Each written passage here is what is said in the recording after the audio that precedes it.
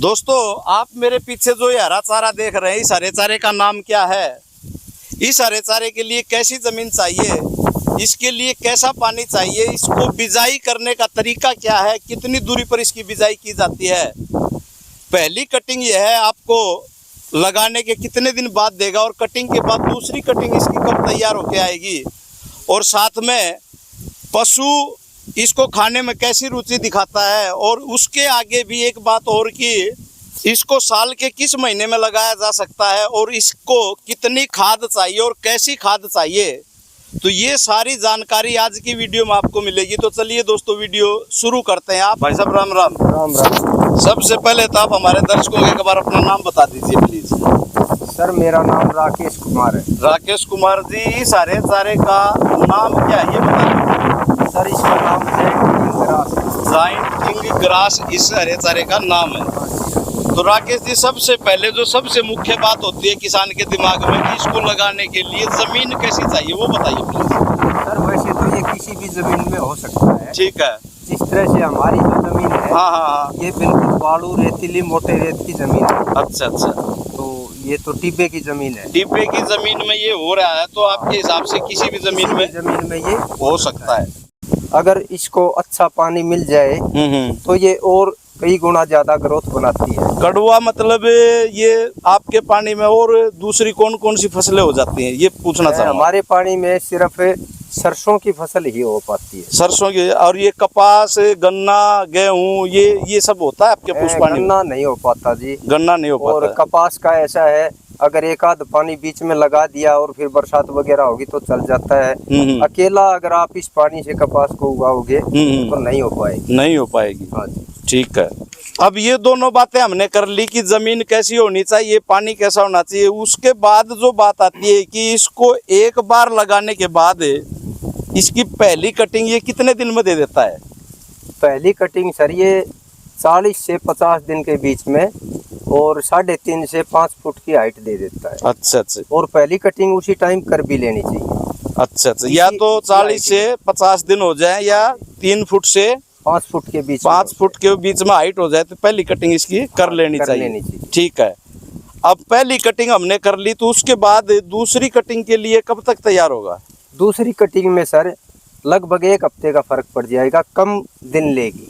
1 सप्ताह का पड़ेगा, इसका मतलब जो 40 दिन थे वो घटकर 7 दिन और कम हो जाएंगे उसमें से। ठीक है। 33 दिन हो जाएंगे। और 50 दिन पे किए तो फिर उसमें 43 दिन हो जाएंगे। ठीक है। अब कटिंग की बात भी हमने कर ली। जैसे हर फसल का बुआई का अपना एक समय होता है, सीजन होता है, तो क्या इस हरे चारे के लिए भी सीजनेबल कोई बात है कि आप कौन से महीने से कौन से महीने तक लगा सकते हो, या इसको कभी भी लगाया जा सकता है, या बरसात के मौसम में ज़्यादातर जैसे बिजाई करते लोग कई चीज़ों की? तो आपने ये जो लगाया हो, आपका अनुभव है, तो आप इस बात को हमारे दर्शकों को बताइए कि किस महीने में इसको बोना उचित रहता है? देखो जी, वैसे तो ये 12 महीने ही हो सकती है। अच्छा। लेकिन जैसे बरसात का मौसम है, उसमें तो आप कोई भी पौधा रोपोगे बिल्कुल तो वो तो अलग ही लगेगा।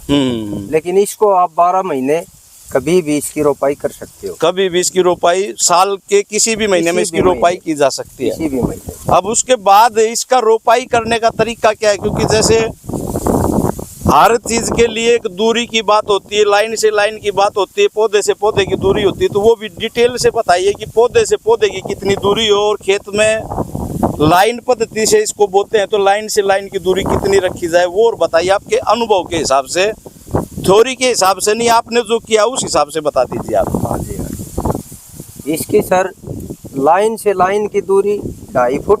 अच्छा। और एक कली से कली की दूरी 2 फुट। मतलब एक पौधे से दूसरे पौधे की दूरी 2 फुट, और एक पौधे से ऐसे हम लाइन बनाएंगे तो 2.5 फुट। ठीक है। हाँ जी, ये इसके लिए सफिशियंट है। हाँ जी। और इसकी कली लगती है। हाँ, ये और पूछूंगा कि इसकी बिजाई कैसे की जाती है? कोई बीज आता है या इसकी कोई डंडी लगती है कि ये ऐसे कट के लगेगा क्या, वो बताइए थोड़ा सा। इसकी सर में थोड़ा आपको हाँ बताओ प्रैक्टिकली। इसकी ये जगह जो है जिसको हम पोरी बोलते हैं। ठीक है। इस पोरी में एक आंख होती है। ठीक है। और वही आंख फुटाव करती है।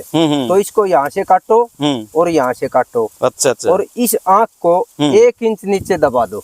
अच्छा, जमीन इसको, हाँ, ये तो बात हुई कि इसका हमें कौन सा पार्ट चाहिए। हाँ हाँ। अब उसके बाद बात है कि जमीन में इसको जब हम बोते हैं तो बोने का तरीका क्या, वो और बता दीजिए। जमीन में हम इसको इस आंख वाले हिस्से को कम से कम 1 इंच जमीन के लेवल से नीचे तक गड़ा दे। नीचे तक गड़ा और दे। ये खड़ी लगती है जी। अच्छा अच्छा, सीधा इसको ऐसे करके गड़ाना। ठीक है। सीधा गड़ाते हैं। और फिर इसमें पानी लगा दो। फिर लगाने के बाद पानी लगा दो। पहले पानी लगाने की जरूरत नहीं है। पहले लगाने की जरूरत नहीं है, लगाओ तो भी अच्छा है।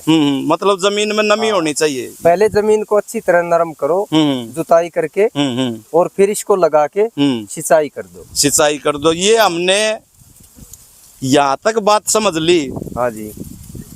इसकी हमने बिजाई भी कर दी। अब उसके बाद बात आती है कि इसमें खाद कितनी चाहिए और कौन सी खाद चाहिए, पूरी आपके अनुभव के हिसाब से बताइए कि आपने इसको कैसे तैयार किया, कितनी खाद इसमें दी, वो बताइए प्लीज। सर, मैंने तो इसको जैविक घोल वगैरह देके और जैविक ही खाद देके और तब तैयार किया है।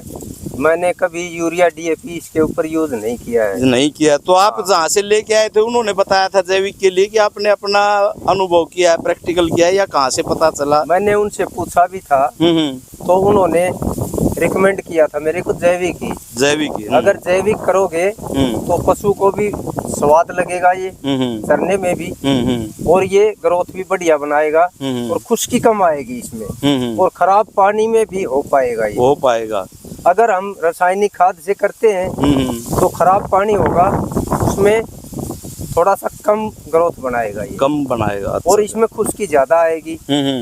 तो मैंने तो जैविक ही अपनाया है सर। जैविक अपनाया। वैसे रासायनिक से हो सकता है ये, अगर आप रासायनिक से करोगे तो ये 8 साल तक दोबारा बिना बोए चलता रहेगा। अच्छा अच्छा। अगर आप जैविक से करोगे तो ये इसकी कोई म्याद नहीं है। मतलब जैविक से करोगे तो अनलिमिटेड इसको अनलिमिटेड है जी, काटते रहो, और आप जब तक रख पाओगे रखो इसको। तो राकेश जी, एक बात और बताइए कि कई लोग इस तरह की 1-2 वीडियो मैंने पहले भी बनाई है। हाँ जी। ये सवाल उठाते हैं कि इसके अंदर कांटे होते हैं और पशु इसको खाता नहीं है, तो इसके अंदर भी कांटे हैं क्या? इसको काटने में, कटिंग करने में कहीं कांटे लगते हैं क्या, वो बताइए। और पशु की खाने में कैसी रुचि दिखाता है, वो और बता दीजिए प्लीज। सर, इसमें कोई कांटे नहीं होते। जैसे हम ये देख पा रहे हैं, ये देखिए, ये बिल्कुल सॉफ्ट है, ये मुलायम है, इसमें कोई कांटे नहीं होते। पशु खुश होके खाता है कि मन मार के खाता है? क्योंकि किसान की बात है वो। हाँ हाँ। इसको पशु बड़े चाव से खाता है। बड़े चाव से खाता है। हाँ जी, हाँ जी। ठीक है। तो राकेश जी, अंत में जहां हम खड़े हैं, यहाँ की लोकेशन यानी कि एड्रेस है और आपका कॉन्टेक्ट नंबर और बता दीजिए कि कोई भाई आपसे संपर्क करना चाहे बीज के लिए या आकर देखना चाहे तो कैसे संपर्क करे, वो बता दीजिए प्लीज। हाँ जी, हाँ जी। सर, ये मेरा फार्म पेंतावास कला गांव में है। पेंतावास कला डिस्ट्रिक्ट चरखी दादरी हरियाणा में है। और मेरे घर से ये 2 किलोमीटर पे मेरा फार्म है। ठीक है। और नेशनल हाईवे जो चरखी दादरी से भिवानी जाता है, उससे ठीक 1 किलोमीटर पे ही मेरा फार्म है। ठीक है। अपना कॉन्टेक्ट नंबर और बता दीजिए प्लीज। कॉन्टेक्ट नंबर है जी 98 179 54 966। ठीक है जी राकेश जी, बहुत बहुत धन्यवाद आपका इतनी अच्छी जानकारी देने के लिए। तो दोस्तों, इस प्रकार आप जाइंट किंग नामक इस हरे चारे की रुपाई करना चाहते हो और साल भर हरे चारे से मुक्ति करना चाहते हो तो राकेश जी ने जो अपना कॉन्टैक्ट नंबर बताया है उनसे आप संपर्क कर सकते हैं। यह वीडियो आपको कैसी लगी कमेंट करके ज़रूर बताइएगा। यह फ्री ऑफ कॉस्ट। अपनी वाणी को विराम देता हूँ। धन्यवाद। जय हिंद, जय जवान, जय किसान।